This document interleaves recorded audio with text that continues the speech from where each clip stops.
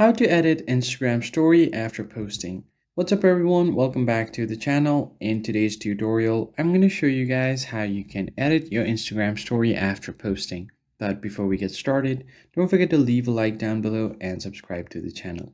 So the very first thing you want to do is simply open up your Instagram and make sure that you're logged in. Now you just want to tap on your story. So in order to edit your story, you are going to have to tap on the more option right here.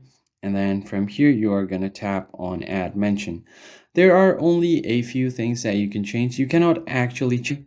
So you can allow messages to your followers, or you can make it public if your account is public, and also turn on the commenting.